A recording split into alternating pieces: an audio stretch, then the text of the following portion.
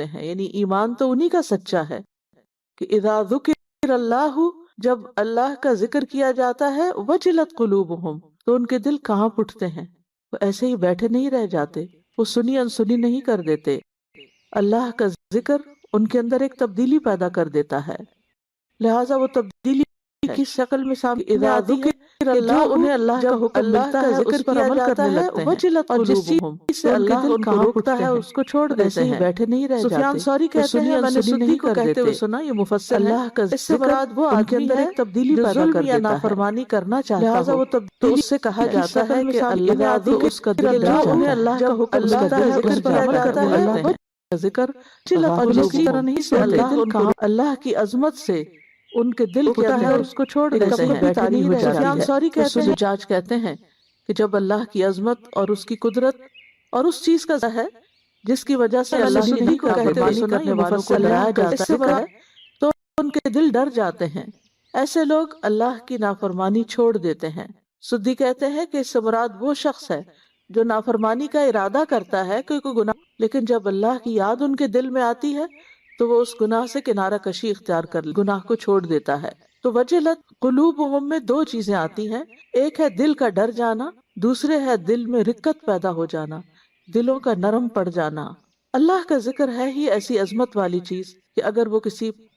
پہاڑ پر اتارا جاتا، یعنی اللہ کا کلام، اللہ کا ذکر کی سب سے بڑی شکل ہے، تو ریزہ ریزہ ہو جاتا۔ سورۃ الحشر میں اللہ تعالیٰ فرماتے ہیں لو انزلنا هذا القرآن على جبل تبدیلی پیدا کر رأیتہ خاشعا متصدعا من خشیۃ اللہ وتلک الامثال نضربها للناس يتفکرون، اگر ہم اس قرآن کو کسی پہاڑ پر اتارتے تو یقیناً اسے اللہ کے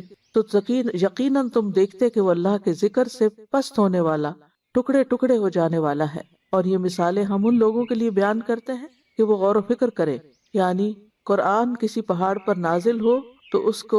ریزہ ریزہ کر دیتا ہے۔ اسی طرح جب سچے مومن کے دل پر قرآن اترتا ہے تو اس کے اندر بھی عاجزی پیدا ہوتی ہے۔ پہاڑ کے گرنے کا مطلب کیا ہے؟ ٹوٹنے کا مطلب کیا ہے؟ کہ وہ ٹوٹ کر عاجزی اختیار کرتا ہے۔ اسی طرح بندہ مومن بھی عاجزی اختیار کرتا ہے، اس کے اندر ایک نرمی پیدا ہوتی ہے،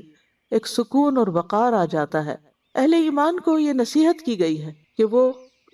اللہ کا ذکر سننے کے بعد اپنے اندر تبدیلی پیدا کریں۔ الم یأن للذین آمنوا ان تخشع قلوبهم لذکر اللہ وما نزل من الحق ولا يكونوا كالذین اوتوا الکتاب من قبل فطال علیہم الامد فقست قلوبهم وکثیر منهم فاسقون۔ جو لوگ ایمان لائے ہیں کیا ان کے لیے ایسا وقت نہیں آیا کہ اللہ کے ذکر سے اور جو حق نازل ہوا ہے اس سے ان کے دل جھک جائیں؟ یعنی اگر پہاڑ جھک سکتا ہے تو ایمان والوں کے دل کیوں نہیں جھکتے؟ اور نہ ہو جائیں جنہیں اس سے پہلے کتاب دی گئی تھی، پھر ان پر ایک طویل مدت گزری تو ان کے دل سخت ہو گئے اور ان میں سے اکثر فاسق ہیں۔ اہل کتاب کے ساتھ یہ ہوا تھا کہ عرصہ دراز تک کتاب کے ساتھ تعلق رکھنے کے بعد جب اس سے نصیحت دینا چھوڑ دی تو ان کے دل سخت ہو گئے۔ آج ہم مسلمانوں میں بھی دیکھتے ہیں کہ بہت سے لوگ قرآن حفظ کر لیتے ہیں لیکن دل کے بہت سخت ہوتے ہیں، دن رات قرآن پڑھا رہے ہوتے ہیں لیکن دلوں کے اندر کوئی نرمی نہیں ہوتی، اللہ کی خشیت نہیں ہوتی۔ ہم سے مطلوب کیا ہے کہ قرآن سنتے وقت ہمارے دل میں اللہ کا ڈر پیدا ہو۔ اللہ کے نیک بندوں کی صفت سورۃ مریم میں کچھ یوں بیان ہوئی ہے کہ اذا تتلی علیہم آیات الرحمن خروا سجدا وبکیا، کہ جب ان پر رحمان کی آیات پڑھی جاتی تھی تو وہ سجدہ کرتے اور روتے ہوئے گر جاتے تھے۔ ہمیں اپنے آپ کا جائزہ